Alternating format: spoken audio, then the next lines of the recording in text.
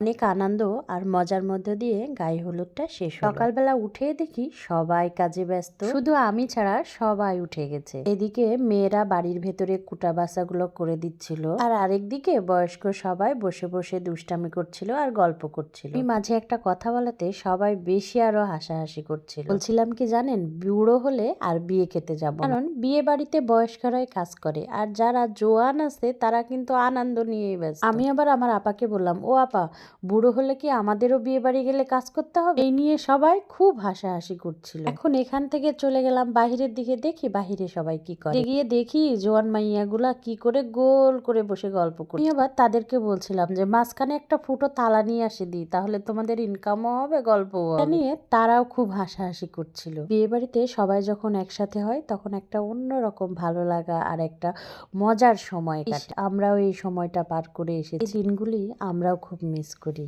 চাইলেও আর এই দিনগুলো ফিরে পাওয়া যায় না বা পাবোও না। কথা নিয়ে তারা এত বেশি হাসতেছিল, দেখেন এখনো তাদের হাসি থামেনি। এদিকে তারা হাসতে থাকা, চলেন ওইদিকে দেখি সবাই কি করছে। এই তো এদিকে সবাই মাংস কাটাকাটি চলছে, ওইদিকে রান্না বান্নার সকল আয়োজন চলছে। আসলে আজকে বিয়ের দিন সকালবেলা। মজার বিষয় কি জানেন, দেখেন এখানে মাংস কাটাকাটি হচ্ছে আর পাশেই একটা কুকুর ঘুমিয়ে আছে।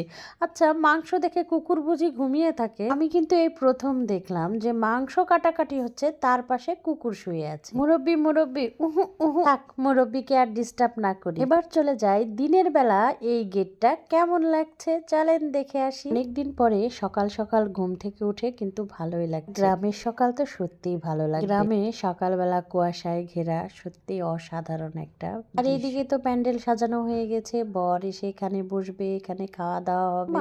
এইদিকে আবার আরেক বাহিনীগুলা বসে আছে, আমার ক্যামেরা দেখেই তো তারা মুখ লুকাতে শুরু করে দিয়েছে। বইয়ের আসনে বসে আছে এই যে আমার দুইটা রাজপুত্র, একটা আমার ভাইয়ের ছেলে আর একটা বোনের ছেলে। মাশাআল্লাহ, তারা এখন অনেক বড় হয়ে গেছে, তারা কিন্তু এখন কলেজেও পড়ে, তাদের এখন ভাবসাবই আলাদা, তাই না? এরপরে চলে গেলাম মোটরসাইকেলের কাছে, নিজেও একটু ভাব নেওয়ার চেষ্টা করছিলাম। যদিও মোটরসাইকেল চালাতে পারি, তারপরও এখন মোটরসাইকেলে উঠলে সবাই হাসাহাসি করে, কারণ এখন বয়স হয়ে গেছে, বুড়ো হয়ে গেছে। যে আমরা অনেকে আছি না, আজ করব না কাল করব বলে ফেলে রাখি, আসলে একটা নির্দিষ্ট বয়সের পরে আপনি চাইলেও অনেক কিছু করতে পারবেন না। তো এইদিকে আমি আমার দুইটা রাজপুত্রর মাঝখানে গিয়ে বসে আমার ভাইয়ের মেয়েকে বললাম যে তুমি আমাদের কিছু ছবি তুলে দাও আর কিছু ভিডিও করে দাও। এই তো আমার দুইটা রাজপুত্রর মাঝখানে বসছিলাম, তারা কি লাজুক, তাদের বউ খোঁজার জন্য বলছিলাম যে আমাদের দুইটা বউ লাগবে, দেখেন তারা কি লজ্জা পাচ্ছে। ছেলেগুলো দেখতে দেখতেই বড় হয়ে গেল। এই তো সেদিনের কথা, আসলে কত ছোট ছিল তারা, এখন কত বড় হয়ে গেছে। ইনশাআল্লাহ তাদের জন্য অবশ্যই দোয়া করবেন, তাদের খুব শখ আর্মিতে দাঁড়ানোর বা আর্মির চাকরি করা। তারা দুজনেই কিন্তু মাশাআল্লাহ অনেক লম্বা হয়ে গেছে। আর এদিকে সবাই একে একে ঘুম থেকে উঠে যাচ্ছে, আর এই যে দুইজনে দেখেন মোবাইল টিপছে কি করে। আর এই তো